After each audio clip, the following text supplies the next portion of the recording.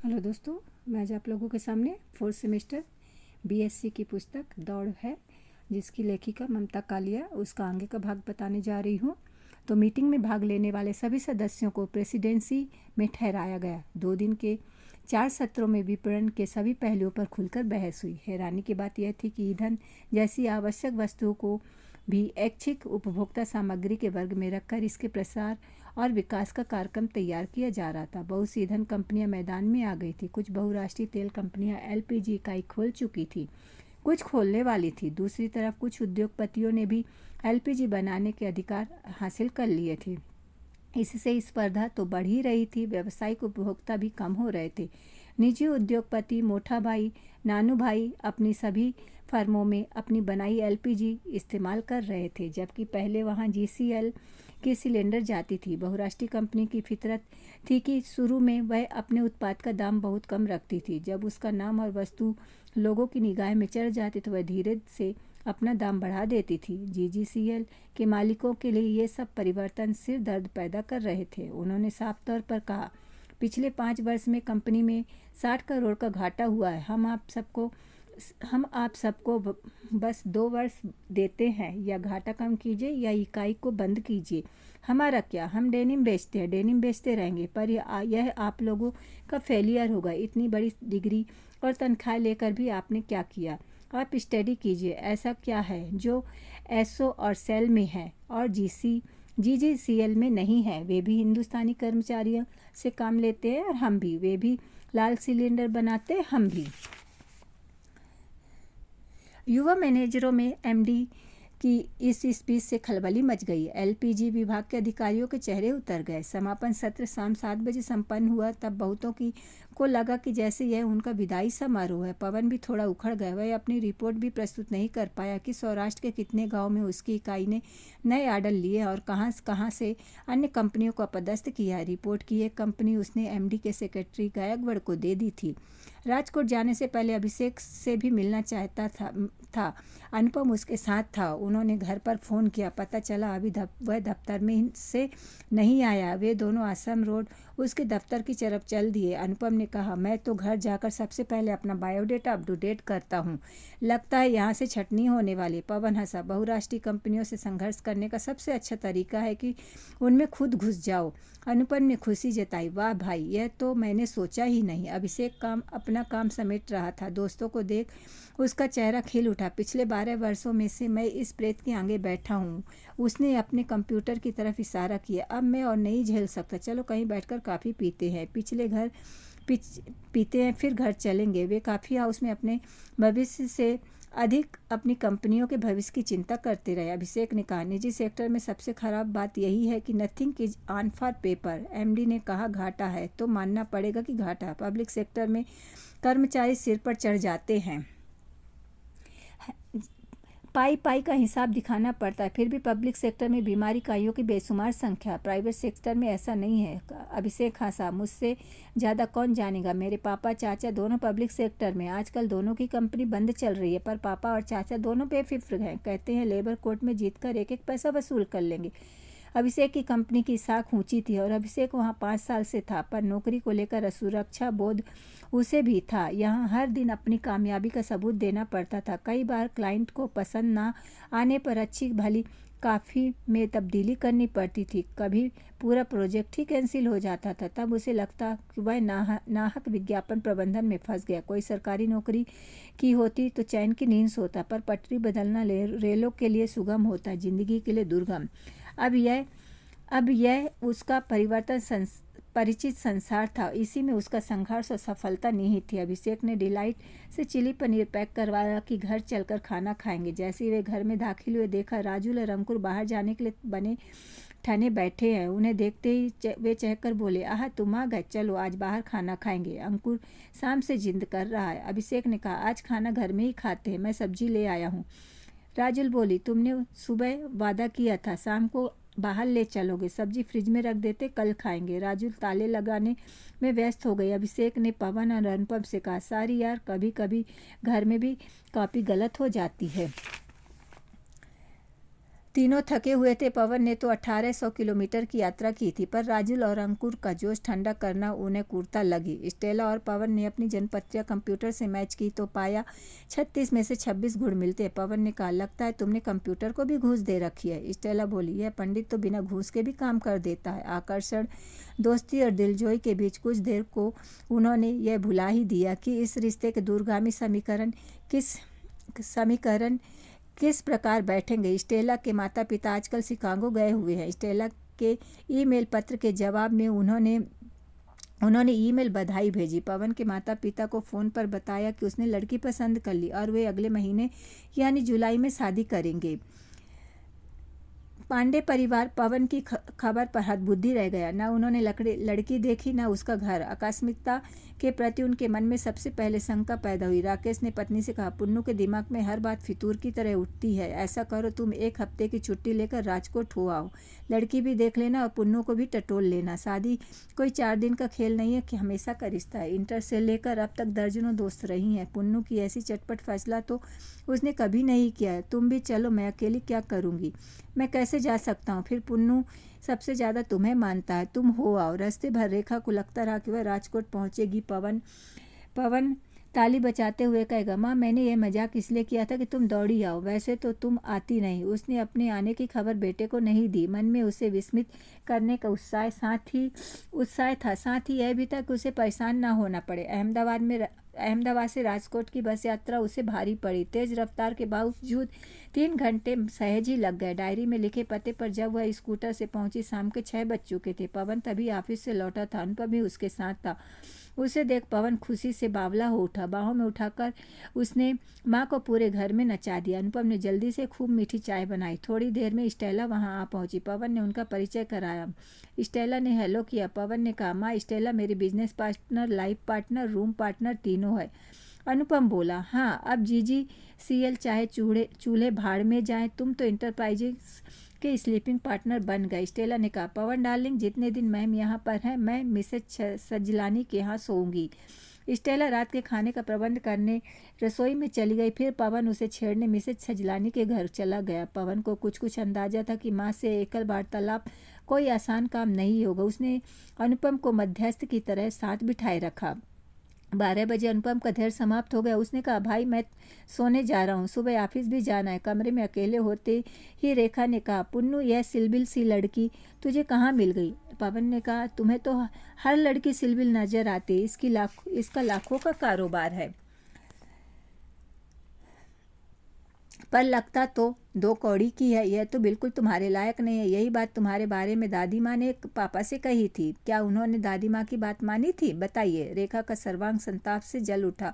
उसका अपना बेटा अभी कल की इस छोकरी की तुलना अपनी माँ से कर रहा है और उन सब जानकारियों का दुरुपयोग कर रहा है जो घर का लड़का होने के नाते इसके पास है। मैंने तो ऐसी कोई लड़की नहीं देखी जो शादी के पहले ही पति के घर में रहने लगी। तुमने देखा ही क्या है माँ? इलाहाबाद से निकलोगी तो देखोगी ना। यहाँ गुजरात सौराष्ट्र में शादी तय होने के बाद लड़की महीने भर ससुराल में रहती है। लड़का लड़की एक दूसरे के तौर तरीके समझने के बाद ही शादी करते हैं। पर यहाँ ससुराल कहाँ है माँ? स्टेला अपना कारोबार छोड़कर तुम्हारे कस्बे में तो जाने से रही। उसका एक दिन कीमती है। रेखा भड़क गई। अभी तो यह भी तय नहीं हुआ कि हम इस रिश्ते के पक्ष में हैं या नहीं। तुम्हारी राय का तुम्हारे लिए कोई अर्थ है या नहीं? बिल्कुल है, तभी तो तुम्हें खबर की। नहीं तो अब तक हमने स्वामी जी के आश्रम में जाकर शादी कर ली होती। बिल्कुल गलत बात कह रहे हो पुन्नू। यही सब सुनाने के लिए बुलाया मुझे? आप अपने आप आई हो बिना खबर दिए। तुम्हारे इरादे भी संदिग्ध थे। तुम्हें मेरा टाइम टेबल पूछ लेना चाहिए था। मान लो मैं बाहर होता तो। रेखा को रोना आ गया। पवन का भी अप्रिय यथार्थ का दौरा पड़ा था जिसके अंतर्गत उसने अपनी शिकायतों के सर चूल से लथपथ कर दिया। मैं सुबह वापस चली जाऊंगी। कोई ढंगे की गाड़ी नहीं होगी तो मालगाड़ी में चली जाऊंगी, पर अब 1 मिनट तेरे पास नहीं रहूंगी। पवन की शक्ति का संदूक टूट गया। उसने माँ को अंकवार में भरा। माँ, कैसी बातें करती हो? तुम पहली बार मेरे घर आई हो। मैं तुम्हें जाने भले दूंगा, गाड़ी के आगे लेट जाऊंगा। दोनों रोते रहे। पवन के आंसू रेखा कभी नहीं झेल पाई। 24 साल का होने पर भी उसके चेहरे पर इतनी मासूमियत थी कि हंसते और रोते समय शिशु लगता था। संप्रेषण के इन क्षणों में माँ बेटा बन गई और बेटा माँ। पवन ने माँ के आंसू पोंछे, पानी पिलाया और थपक थपक कर शांत किया। सुबह तेज संगीत की ध्वनि से रेखा की नींद टूटी। एक क्षण को वह भूल गई कि वह कहाँ है। हो राम जी, पिया घर आया सीडी सिस्टम पर पूरे वॉल्यूम से चल रहा था और अनुपम रसोई में चाय बना रहा था। उसने एक कप चाय रेखा को दी। Good morning. फिर उसने संगीत का वॉल्यूम थोड़ा कम किया। सारी सुबह मुझे खूब जोर से गाना सुनना अच्छा लगता है और फिर पवन भैया को उठाने का और कोई तरीका भी तो नहीं है। आंटी ये सवेरे 8:45 तक सोते रहते हैं और 9 बजे ऑफिस में होते हैं। सुबह चाय नाश्ता कुछ नहीं लेता। किसी दिन स्टेला भाभी हमारे लिए टोस्ट और कॉम्प्लान लेकर तैयार कर देती, पर ज़्यादातर तो ऐसे ही भागते। हम लोग लंच टाइम तक पेट में नगाड़े बजते। चावल में कंकड़ की तरह रड़क गया। फिर स्टेला का नाम कहाँ से लग गई है भला मेरे भोले भाले बेटे के पीछे। रेखा ने उदासी सोचा। हटो, आज मैं बनाती हूँ नाश्ता। रसोई की पड़ताल करने पर पाया कि टोस्ट और मिल्क शेक के सिवा कुछ भी न बनाना मुमकिन नहीं था। थोड़े से बर्तन थे जो जूठे पड़े थे। अभी भरत आकर करेगा। आंटी आप परेशान मत होइए, भरत खाना बना लेता है। पवन तो बाहर खाता था। आंटी हम लोग का टाइम गड़बड़ हो जाता है। मौसी लोग के यहाँ टाइम की पाबंदी बहुत थी। हफ्ते में 1 दिन भूखा रहना पड़ता था। कई बार हम लोगों को टूर पर रहते तब भी पूरे पैसे देने पड़ते। मौसी को अब तीनों का लंच बॉक्स भारत पैक कर देगा।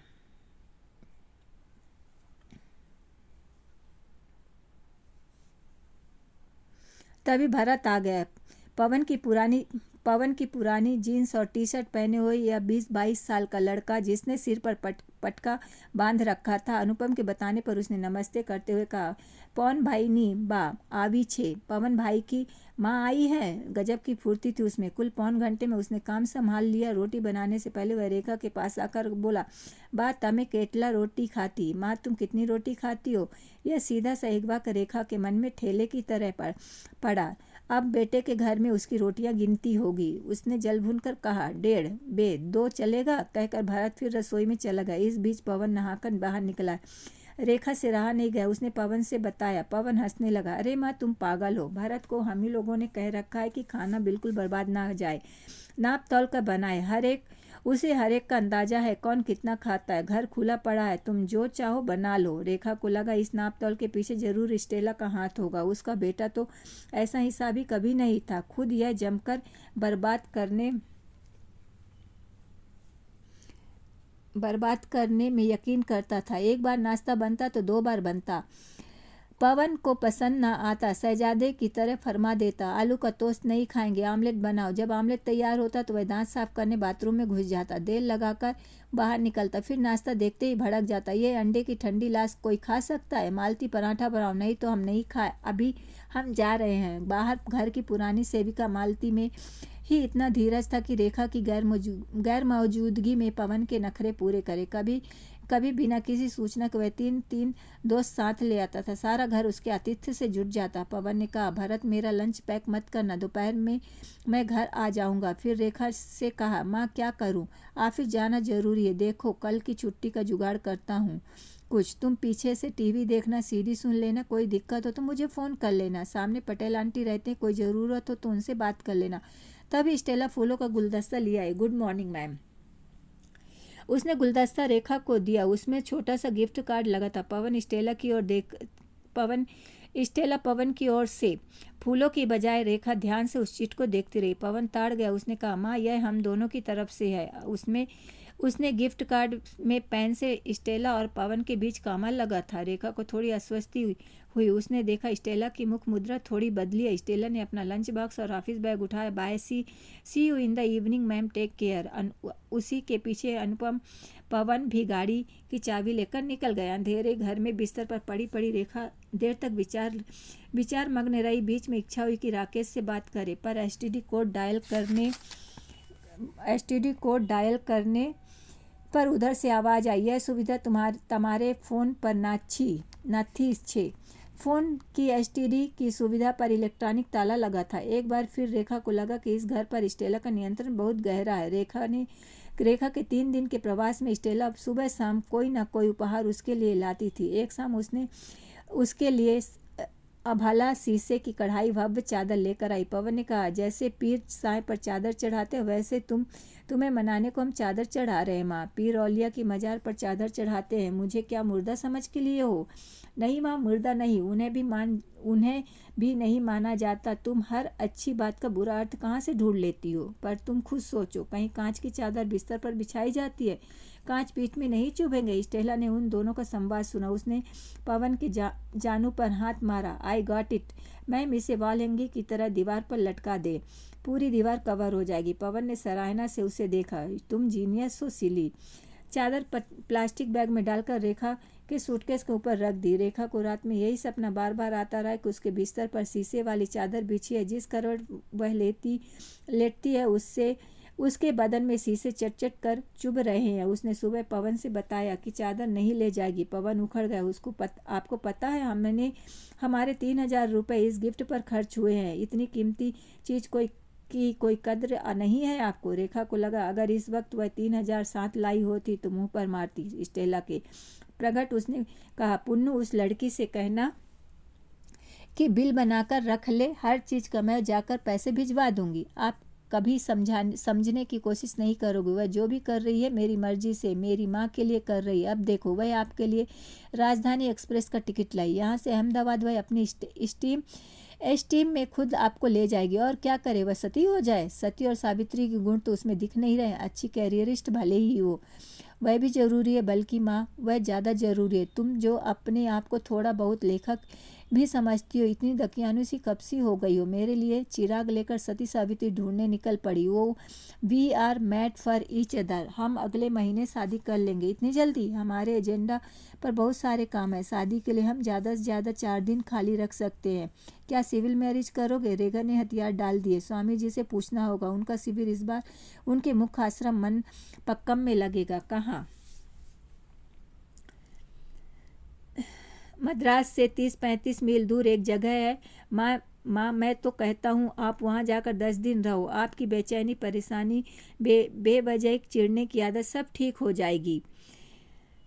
मैं जैसे भी हूँ ठीक हूँ, कोई ठाली बैठी नहीं हूँ जो आश्रमों में जाकर रहूँ। नौकरी भी करनी है, छोटी सी नौकरी है तुम्हारी, छोड़ दो, चैन से जियो माँ। इसी छोटी सी नौकरी से मैंने बड़े बड़े काम कर डाले पुन्नू, तू क्या जानता है? पर आप में जीवन दर्शन की कमी है। स्टेला के माँ बाप को देखो, अपनी लड़की पर विश्वास करते। उन्हें पता है वह जो भी करेगी सोच समझ कर करेगी। तिलमिला गई रेखा। बेटियां पराई हो जाती है, यह तो उसने देखा था, पर बेटे पराए हो जाएंगे वह भी शादी के पहले। यह तो तेरा अंतिम निर्णय है? हाँ माँ, स्वामी जी ने भी इस रिश्ते को ओके कर दिया। अपने पापा को तुमने बिल्कुल किनारे कर दिया। उनसे पूछा तक नहीं और सब तय कर लिया। उनसे मैं फ़ोन पर बात कर लूँगा। वैसे स्वामी जी सबके सुपर पापा, वे सोच समझ कर हामी भरते हैं। उन्होंने भी इस डील पर मुहर लगा दी। डील का क्या मतलब है? तुम अभी शादी जैसे रिश्ते की गंभीरता नहीं जानते। शादी और व्यापार अलग अलग चीज़ें हैं। कोई भी नाम दो, इससे फर्क नहीं पड़ता। अगले महीने आप 24 को मद्रास पहुंचो। स्वामी जी की सालगिरह पर 24 जुलाई को बड़ा भारी जलसा होगा। कम से कम 50 शादियां कराते हैं स्वामी जी। सामूहिक विवाह? हाँ, 1 घंटे में सब काम पूरा हो जाएगा।